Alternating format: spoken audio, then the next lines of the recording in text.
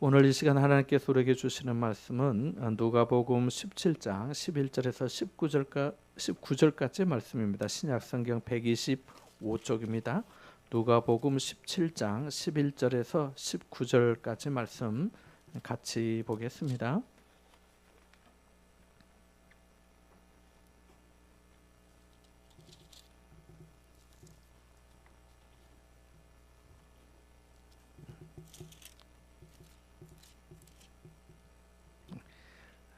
화면에도 나옵니다. 같이 봅니다. 예수께서 예루살렘으로 가실 때에 사마리아와 갈릴리 사이로 지나가시다가 한 마을에 들어가시니 나병 환자 10명이 예수를 만나 멀리 서서 소리를 높여 이르되 예수 선생님이여 우리를 불쌍히 여기소서 하거늘 보시고 이르시되 가서 제사장들에게 너희 몸을 보이라 하셨더니 그들이 가다가 깨끗함을 받은지라.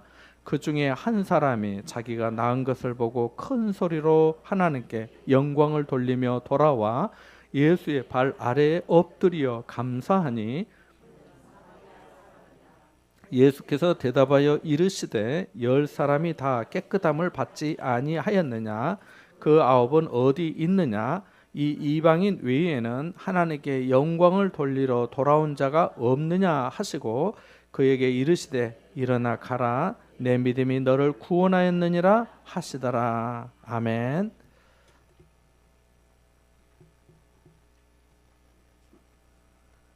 18세기 영국에서 산업혁명이 시작되기 전 수도 런던 외곽 지역은 밤이 되면 극도로 위험한 곳이었습니다.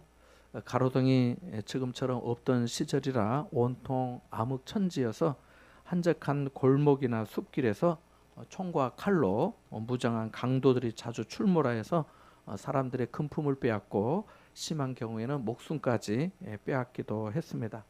한 목사가 늦게까지 신방하고 돌아오는 길에 강도들을 만났습니다.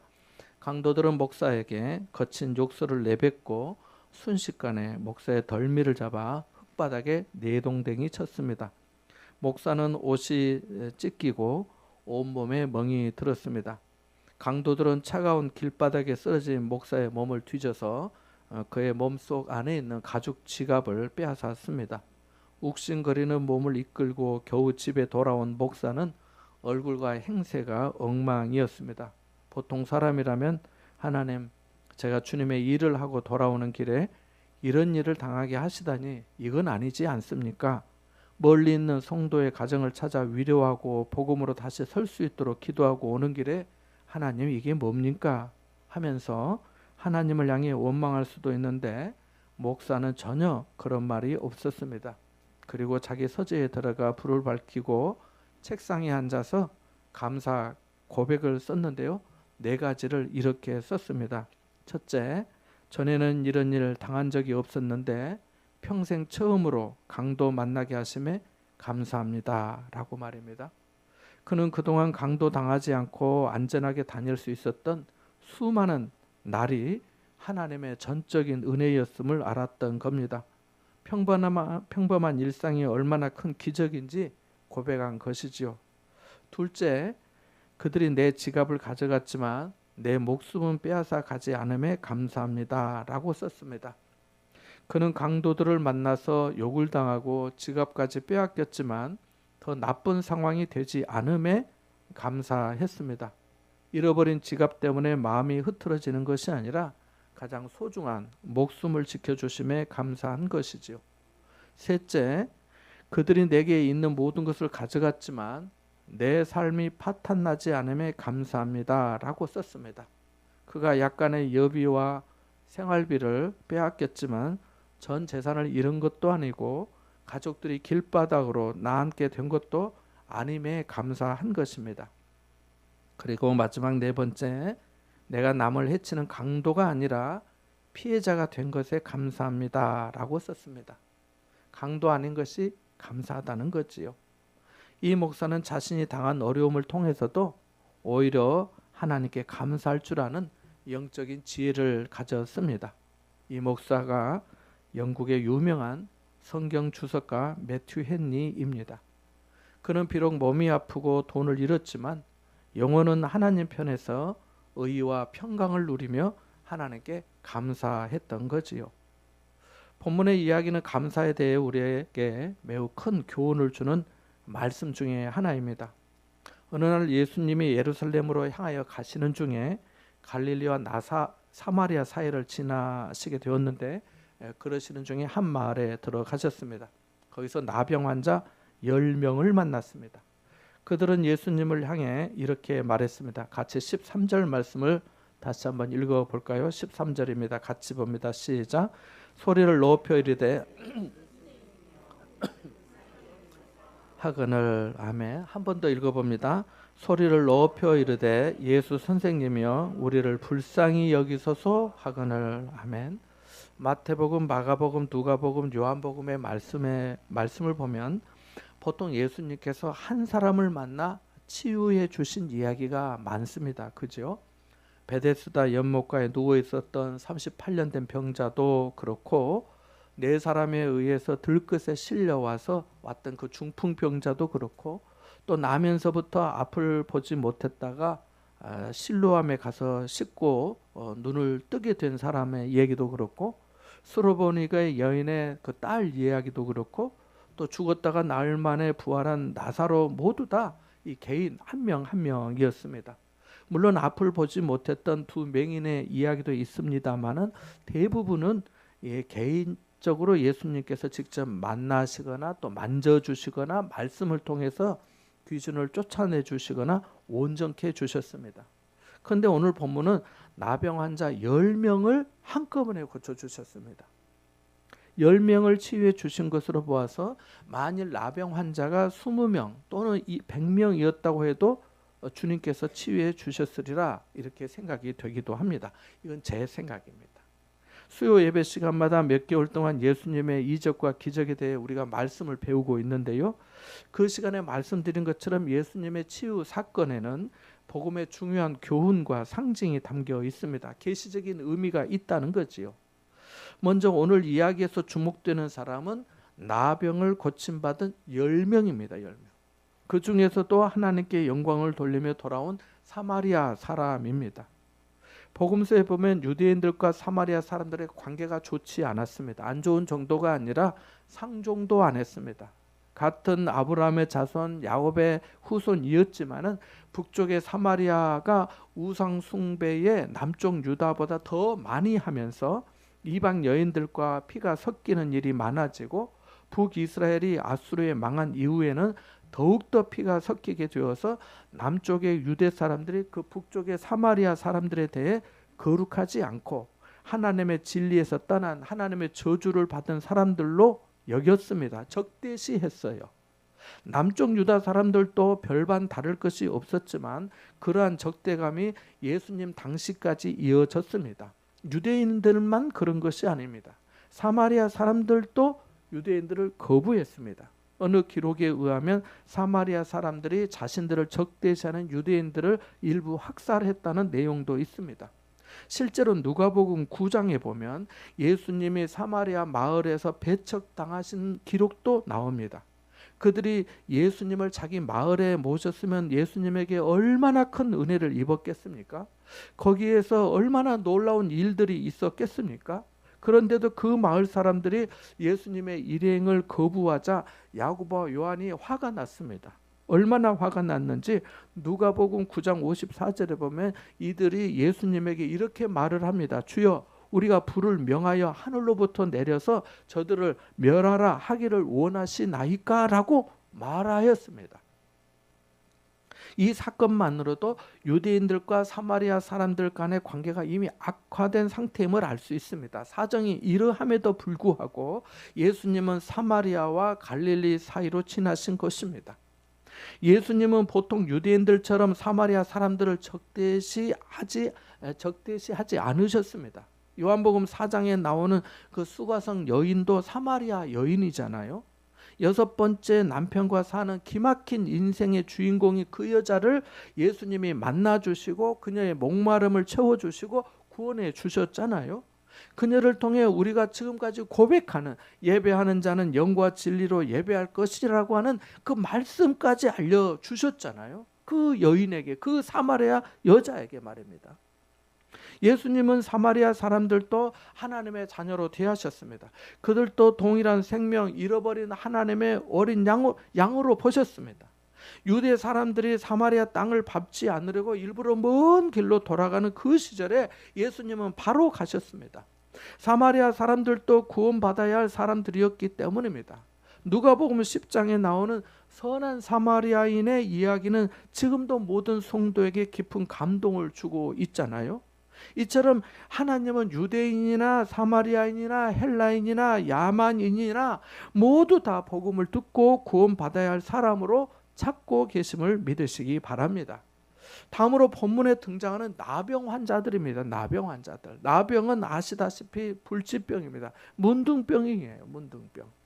의학이 발달한 지금까지도 난치병으로 알려져 있습니다. 한번 나병에 걸리면 그대로 살다가 살이 서서히 썩어서 그대로 죽어갈 사람, 그야말로 비참하기 짝이 없는, 소망 없는 사람들입니다. 그래서 저주받은 병, 하늘이 내린 천형이라고도 했습니다. 그래서 나병 환자들에 대한 동정은 없었습니다. 불쌍하다 생각 않고, 저 사람이 그런 일 당할 만한 죄를 지었다고, 그 사람이 안 그랬으면 그 부모라도 그랬다고 생각하는 게 그 시대의 통상적인 관념이었습니다. 이런 인식이 팽배했기 때문에 격리는 당연했던 것입니다. 영화 배너에 보면 나병 환자들이 나오는데 그들은 어두운 동굴에서 생활합니다. 다른 병은 사람들과 같이 살지만 나병은 그럴 수 없었습니다. 철저히 격리하고 가족들과의 관계까지 끊어야 했습니다. 누가 음식을 가져다 주면 그것으로 연명하고, 그것도 없으면 죽을 수밖에 없는 처지가 이 나병, 문둥병자의 삶이었습니다. 인생이었어요. 식구가 한 상에서 같이 먹다가 못 먹게 되면 얼마나 큰 고통이겠습니까? 성전에서 함께 예배했던 사람들과 함께 예배하지 못하게 되면 얼마나 괴롭겠습니까? 냄새나고 문드러진 손과 코에 전염될까, 사람들이 자신을 욕하면서 멀어지라고 할 때 그것을 사람이 견딜 수 있겠습니까? 나병 환자가 먼저 나는 부정합니다, 가까이 오지 마세요 라고 했으니 무슨 소망이 있겠습니까? 사람들이 돌을 던지면서 쫓을 때 도망치는 그 걸음이 얼마나 두려웠겠습니까? 같이 12절 말씀을 한번 읽어볼까요? 같이 봅니다.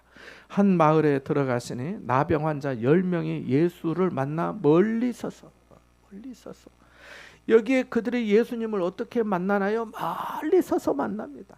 멀리 서서.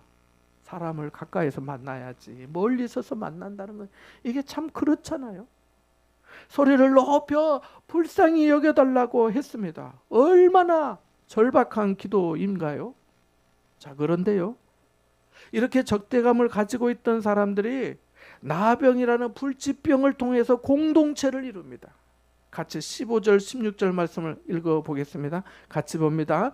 그 중에 한 사람이 자기가 나은 것을 보고 큰 소리로 하나님께 영광을 돌리며 돌아와 예수의 발 아래에 엎드려 감사하니 그는 사마리아 사람이라. 아멘. 밑줄을 그어 놓으시면 좋겠습니다. 15절 16절 밑줄을 그어 놓았어요. 1980년 90년대 PC 개인용 컴퓨터 시장은 미국의 마이크로소프트사와 이 애플사가 이 주도권을 가지고 있었습니다.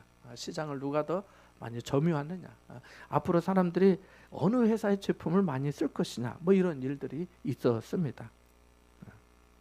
그래서 두 애플과 마이크로소프트사가 법정의 공방으로까지 확대되었습니다. 두 회사는 IT 업계의 최악의 라이벌이자 원수였습니다. 누가 승기를 잡느냐, 누가 시장 점유율이 높으냐에 따라서 한 회사는 살 수 있고 한 회사는 어쩌면 망할 수 있는 그런 때였습니다.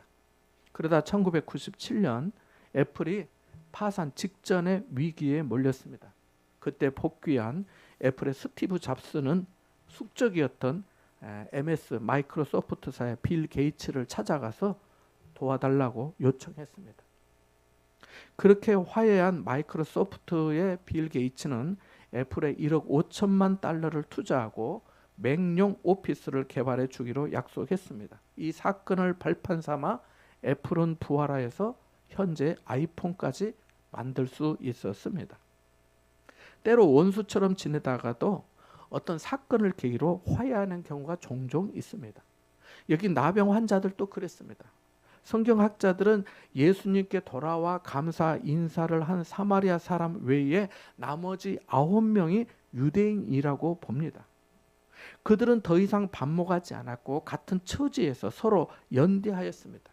제가 원자력 병원에서 암 환자분들을 만나면서 느낀 것 중에 하나도 같습니다. 암과 사투하면서 처음 만난 사이지만은 환자분들이 아픔에 공감이 서로 되니까 당신도 암 환자, 당신도 암 환자, 나도 암 환자 이렇게 되다 보니까 처음 만났지만 고향도 다르고 직업도 다르고 나이도 다르고 환경도 다르지만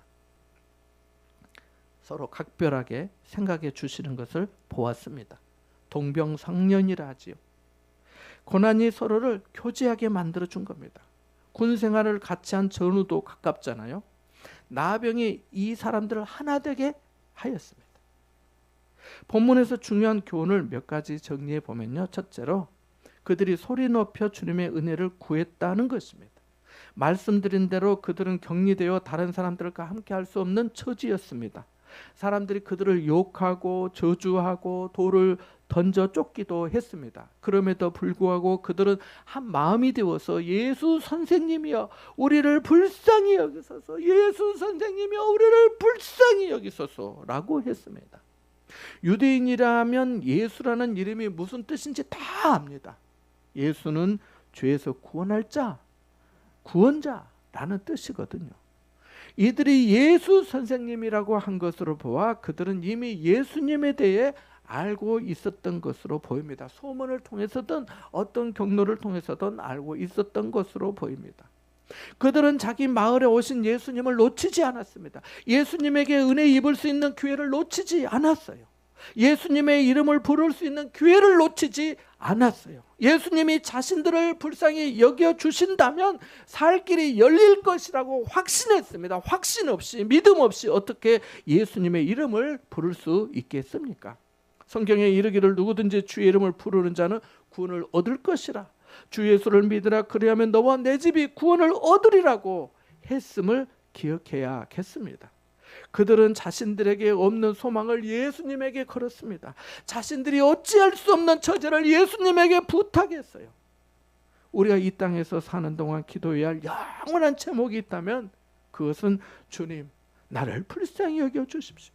주님 우리를 불쌍히 여겨주십시오 라고 하는 기도입니다. 저도 매일 이 기도를 합니다. 우리는 하나님의 긍휼하심이 아니면 살 수 없기 때문입니다. 시편 90편은 인생에 대한 시라 할 수 있는데요. 거기 13절에 이렇게 나옵니다. 주의 종들을 불쌍히 여기소서. 주의 종들을 불쌍히 여기소서. 이사야 60장 10절에는 이제는 나의 은혜로 너를 불쌍히 여겼은적이라고 하십니다.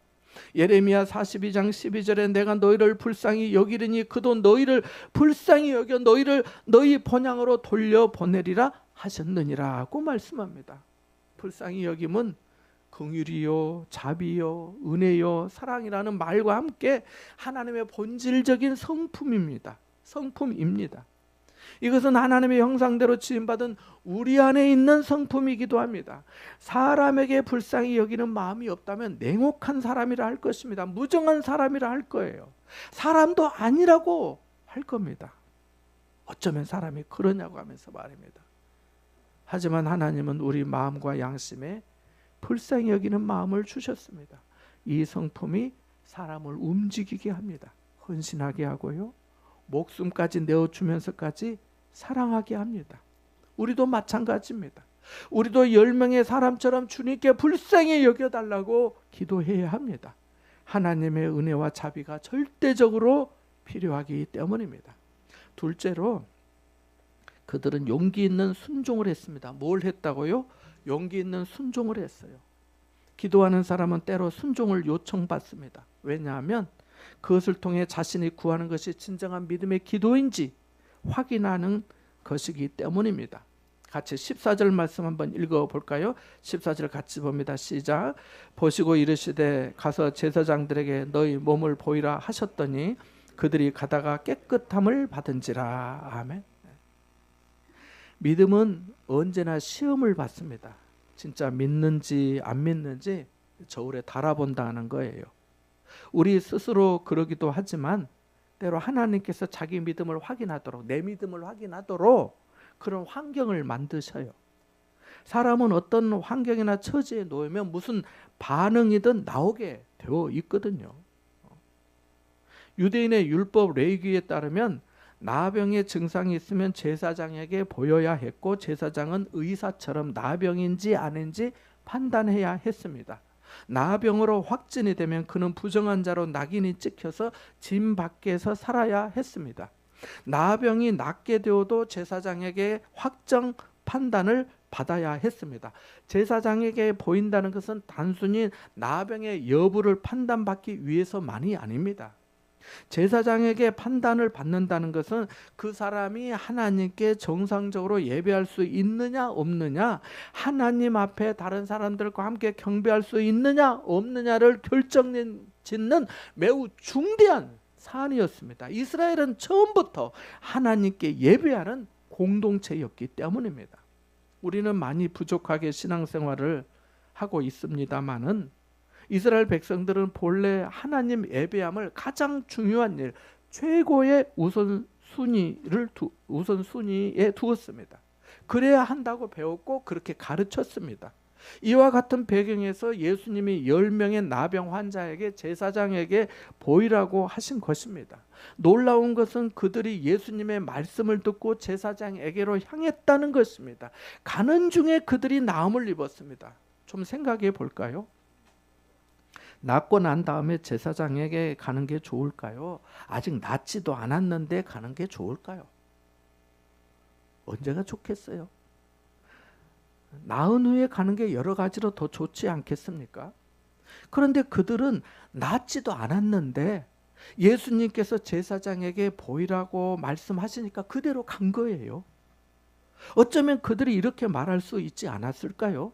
주님, 기왕 저희를 불쌍히 여기시면 말씀으로 먼저 낫게 해주세요. 나은 후에 제사장에게 가야 되지 않겠습니까? 낫지도 않았는데 제사장에게 갔다가 우리가 무슨 꼴을 당하게 될지 모르잖아요. 이 상태로는 못 가요.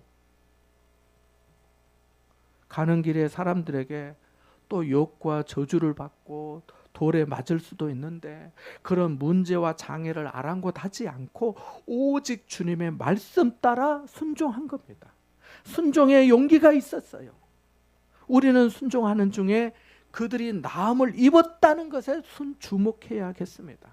순종의 능력이 임합니다. 순종의 변화가 있습니다. 순종의 기적이 있어요.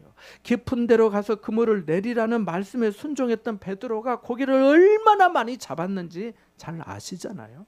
그보다 더 중요한 것은 그가 그 순종을 통해 주님에게 사람을 낚는 업으로 부름받은 거예요. 이것은 고기 몇 마리와 견줄 수 없는 기적 중에 기적이잖아요. 여러분이 만일 은혜를 바란다면, 기적을 원한다면, 주님의 능력을 받고 싶다면, 주님을 따르고 싶다면, 하나님께 영광 돌리고 싶은 마음이 정말로 있다면 순종을 우습게 생각하지 말아야 합니다. 순종은 은혜의 기회거든요. 순종 없는 헌신이 없거든요.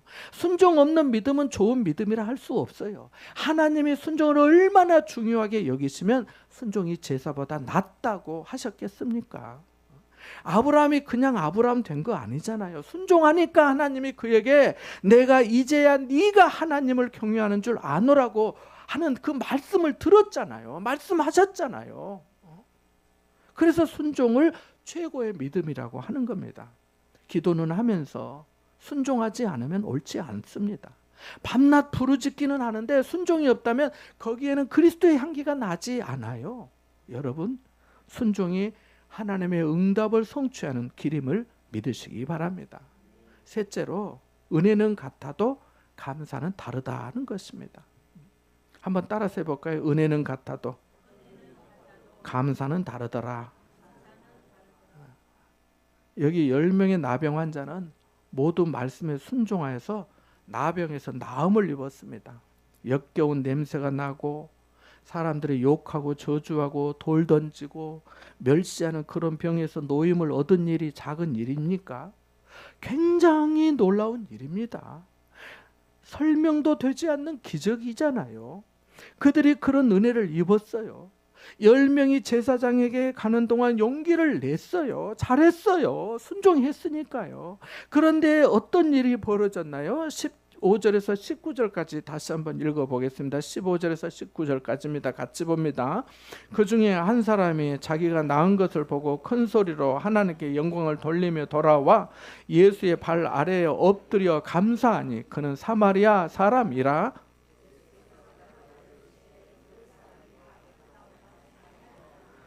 그 아홉은 어디 있느냐? 이 이방인 외에는 하나님께 영광을 돌리러 돌아온 자가 없느냐 하시고 그에게 이르시되 일어나 가라 내 믿음이 너를 구원하였느니라 하시더라. 아멘. 이 구절을 한 10번 읽고 싶어요. 제 마음은 사실. 나병 환자 10명은 모두 주님께 갚을 수 없는, 물릴 수 없는 은혜를 받았습니다. 세상 누구도 줄 수 없는 은혜를 받았습니다. 그렇게 살다 죽을 인생인데 새로 살게 되었어요. 이제 제사장에게 나았다는 확인만 받으면 가족들을 만날 수 있고 모든 사회적인 신분과 권리까지 회복하게 되었습니다. 얼마나 기쁘고 좋은 일인지 모릅니다. 이제 저주받지 않아도 되고 사람들에게 어떻게 낫게 되었냐는 질문을 받을 때마다 평생 신나게 이야기해 줄 거리가 생겼습니다. 이보다 더 좋을 수 있겠습니까? 그런데 이 은혜에 감사한 사람이 몇 명이었지요? 한 명이었습니다. 11조도 아닌데 감사한 사람이 10분의 1이었어요. 그 사람만 하나님께 영광을 돌리며 예수님 발 앞에 와서 엎드려 감사했습니다. 성경에 그렇게 써 있잖아요. 완전한 감사의 표현을 한 거예요. 더구나 그 사람은 유대인들이 상종하지 않던 사마리아인이었습니다. 어쩌다 이런 일이 생겼을까요? 어떻게 감사하지 않을 수 있을까요? 어떻게 감사에 인색할 수 있을까요? 다른 9은 다 어디 갔을까요? 아마 제사장에게 갔을 겁니다. 그 사람들이 몸이 나은 것을 알고 제사장에게 보이는 나은 걸 알 때 얼마나 좋았을까요? 얼마나 좋았을까요? 우리 나았어. 자기도 좋아. 됐네, 됐어. 나았어. 하지 않았을까요? 그 사람들이 몸이 나은 것을 알고 제사장에게 보인 후에 집에 가서 가족들과 인사하고 목욕하고 냄새나는 옷 대신에 새 옷으로 갈아입고 예수님에게 와서 감사 인사 드리려고 했을까요? 깔뱅은 이 사람들이 낳는 순간 과거의 기억을 잊으려고 멀리 떠났다라고 해석했어요. 여러분 생각은 어떻습니까? 갑자기 무슨 사정이 생겨 예수님에게 감사 인사도 드릴 줄 몰랐을까요? 정말 몰랐을까요? 알면서도 안 했다고 봐야 할까요? 뭐가 맞을까요? 여러분, 나병에 걸렸다가 나은 사람이 자기 할 것 다 하고 와서 언제 하나님께 영광 돌리고 감사 인사할 수 있을까요? 이런 경우에 감사를 유보하거나 지체해도 되는 걸까요? 좀 더 두고 봐서 정말 아무 이상이 없으면 그때 감사하려고 했을까요? 화장실 갈 때와 나올 때 다르다는 말이 성경에 없지만 오늘 이야기가 그거 아닌가요? 10사람이 다 깨끗함을 받지 아니하였느냐? 그 9은 어디 있느냐? 이 이방인 외에는 하나님께 영광을 돌리러 돌아온 자가 없느냐는 말씀이 오늘 우리 각자에게 하시는 말씀 아닌가요? 우리 모두 주님의 은혜를 입었습니다. 죄 사함이라는 똑같은 은혜를 입었습니다. 하지만 은혜를 다 똑같이 입어도 사람마다 감사는 다른 것을 봅니다. 예수님이 하나님께 영광을 돌리러 돌아온 자가 없느냐라고 하셨는데요. 하나님께 영광 돌리는 것이 뭐라 말씀하신 겁니까? 감사라는 겁니다. 여러분 감사할 때 하나님의 영광 받으십니다. 감사할 때 하나님이 기뻐하셔요. 감사하면 주님이 인정하시고 칭찬하십니다. 그리고 감사하면 세상 누구보다 자기 자신이 제일 좋습니다. 왜냐하면 감사한 마음은 겸손이기 때문이에요. 감사는 하나님에 대한 사랑이기 때문이에요. 그래서 예수님이 그에게 네 믿음이 너를 구원하였다. 네 믿음이 너 구원했어 라고 하신 거예요. 이 사마리아 사람은 몸과 영을 함께 치유받은 겁니다. 다른 사람들은 몸은 나았지만 마음에 무거운 빚을 진 반면에 이 사마리아 사람은 몸도 영도 아울러 구원받는 엄청난 은혜를 받은 겁니다. 이와 같은 은혜가 여러분과 평생 함께 하시기를 축원합니다. 잠시 말씀을 생각하며 기도하겠습니다.